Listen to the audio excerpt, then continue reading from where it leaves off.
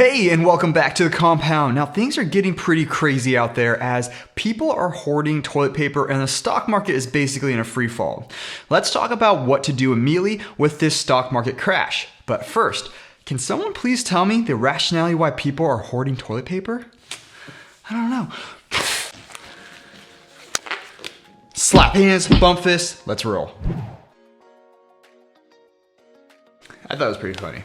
Now, unless you've been tucked away in a hobbit hole somewhere, which is probably the best thing at this time, we've seen a very volatile market out there. Now, I've been talking and waiting for this moment for the last couple of years. And like I've said in my previous videos about getting cash ready, leveraging cheap money, and minimizing monthly expenses, that was also we had the ability to invest more in the next stock market crash, which is right now. And rejoice, the time is finally here. And perhaps after one of the longest stints between recessions, almost 11 years. Okay, now you're most likely just getting started or maybe in a spot where you're okay and want to make some money from all of this, maybe even a lot. Remember, I retired off of the last recession. Now, first things first, you wanna make sure you have your expenses under control and have a decently reliable income. Because once we start buying stuff, we're holding on to it for several months to years. Ideally, what we invest in, we only sell to capture our gains and move into another asset. Very rarely do we sell and party and just have fun with it. I know, it's a bummer. All right, with that little PSA out of the way, what you need to do immediately is sign up for any type of stock trading account and start doing the following. But first, it doesn't really matter which stock trading account you use, but just make sure it's free and it's easy for you to use. I personally use the app called SoFi about 75% of the time because I can buy chunks of stocks and index funds. And then I also use another app called Webull, which is probably used 25% of the time because it really has an awesome research platform. I've got the links down below if you want to set up your free accounts, and we both get like $50 in free stocks once you deposit. I believe it's either $100 or $1,000, but it's totally up to you what you want to use. Anyways, once you have that set up, you're going to want to start buying index funds. Now, before jumping on the hype train of any individual stock, no matter how great the company is, which I'm going to tell you my top picks later in this video, you must first recognize a deal in the market when it lands in your lap. And right now, I'm loading up on 3 particular index funds: VOO, QQQ, and DIA. VOO tracks the S&P 500, which tracks the 500 largest companies in the US. QQQ, the NASDAQ, which tracks tech and internet-related companies of the market. And DIA, which is the Dow Jones, which consists of 30 well-established and large companies traded on the New York Stock Exchange. Now, there are several other types of funds that track each one of these indexes, and the performance will be basically relatively very similar. These are just the personal ones I like that I buy into. The reason why any able investor needs to buy more of these right now is because it's as close to a for sure thing when it comes to the stock market. In the past century, these indexes have averaged around a 10% annual rate of return. That number jumps to over 15% just in the past decade itself. You're also mitigating a lot of risk when you buy into an index fund because you're tracing the performance of several large and profitable companies and not just one or two. So even if 1 or 2 or even 3 do really poorly, you likely won't feel a huge financial strain in your portfolio if you invest heavily in index funds. Your only real concern is if the entire system in the US economy literally stops functioning and never recovers. Think of the collapse of the Soviet Union, Iraq, Liberia, or Somalia.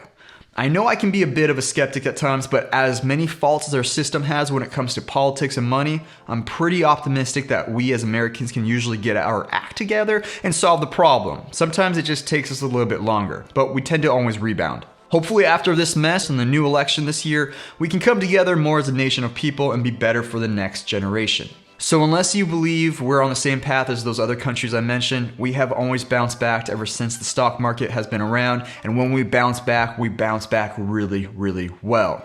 I mean, take a look at these growths from each recession in the market. The important thing is we are focusing on buying it here at a deep sales price. The thing is that we can't time it or know how long it will take. That's why you don't want to blow your entire wad on just index funds right now. Now, my very broad and general rule of thumb is I buy roughly 1 to 5% of my investment fund each day that there's a dip. So let's say that I have $1,000 to invest and the market dips 5%.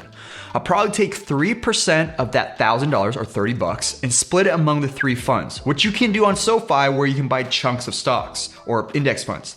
The next day, if there's a massive dip, I'll probably take 5%, maybe even more, or $50 in this case, and invest in the funds again.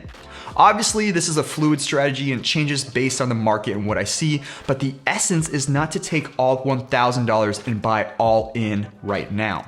If I learn anything from the last Great Recession in 2009 is that it will take the market a while to drop, sometimes several months to years.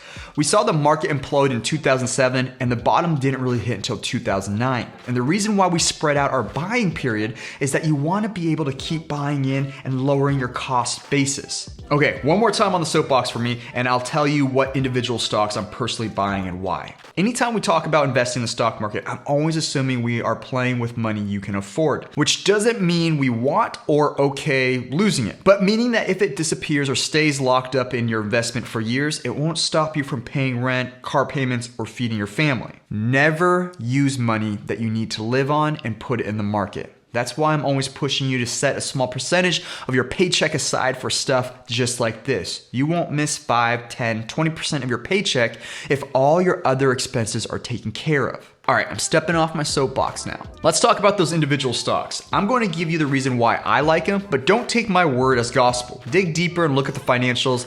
I know financials can look a little bit crazy and hard, but with a little bit of time, anyone can really understand the basics. Okay, my first one is Home Depot. This was a sleeper of mine back in 2007 when the real estate market got really difficult. But ever since I got more into the construction side of things, I've learned that Home Depot is deeply rooted in our economy. If you ever show up at 6 a.m. every morning of the week, you'll see that the aisles and parking lot is crowded with contractors and professional handymen and women. Home Depot has 3 general customers: the large professional builders who do massive projects and only order through designated points of contacts within the store, small contractors who need to pick up daily supplies for that day's work, and then the rest of us homeowners and renters who need to do odds and ends for projects around the property. When it comes to construction equipment and supplies, it'll be challenging for online retailers to ever really replace a brick and mortar store like a Home Depot, because when people need supplies for a project or emergency repair, they need it now. And a lot of times they don't know what they need until they get to the store and talk to an associate or see the piece of lumber or nail option in person. On top of all of that, this DIY culture from HGTV home remodel shows have shifted how we as a society look at home construction. Now, as far as the numbers for the company itself, they have some long-term debt, but they've been servicing it consistently and it's not growing at an alarming rate by any means. It actually looks like it's just tracing the growth of the company. They've been operationally cash flow positive for 5 out of the 5 past years. And anecdotally, I've worked very closely with a few Home Depot stores in my area, and the leadership and operations of each store are top notch. Well-trained, kind employees, and clean stores. Those are all very strong indicators of leadership at hand. Now, I think as we get into the recession, stores like Home Depot are considered essential, and I think they will be able to do very well as people tend to lean more on DIY, and even though construction will stall a bit, remodels and additions will continue. Also, a 3% dividend from the stock isn't half bad. Amazon is my next pick, and perhaps one of the most expensive stocks when we're looking at what you're paying for each dollar the company makes. Partially the reason why the stock is so expensive is that they cash flow a whopping $22 billion last year, meaning after they paid all their expenses of doing business, their bank account still went up 22 with 9 zeros. Their debt is high, but relative to the size of Amazon, what they're cash flowing, it's nothing I'd be concerned about. They also have a very bright entrepreneur in Jeff Bezos leading the charge, and it's always about leadership. But with all the numbers said, the reason why Amazon is at the top of my list is because it has become the backbone of several Western world economies where people rely and have created entire life routines around Amazon. Here's a hint. Want to know a good company? Find the one where people's lives orbit around it. With one click, 1-day shipping, and now groceries, Amazon is here to stay for the foreseeable future. Take advantage of the latest dip. It may be a while until we see this big of a dip again. Next stock I'm piling up on is Apple. Apple was the first trillion-dollar company, and there's good reason for it. Even though Samsung and Android phones have really bitten into Apple's market share, this is still an incredibly cash-rich and strong company. Just to give you an idea how much cash they have available, they could buy every team in the NFL and NBA. Yeah, that's some big cash energy right there. Now, aside from being flush with cash and investors demanding dividends, Apple has done something similar to Amazon and have entrenched themselves into our lives and charge a premium for it. Right now, as I'm filming this, I'm surrounded by my iPhone, iPad, iMac, and I'll later edit this on a Final Cut Pro X, all Apple products. The well-designed and premium feel products lure in customers, and the ecosystem, for lack of a better word, traps us. Last and not least is my underdog Tesla. Now they're loaded with debt and just barely cash flowed for the first time last year.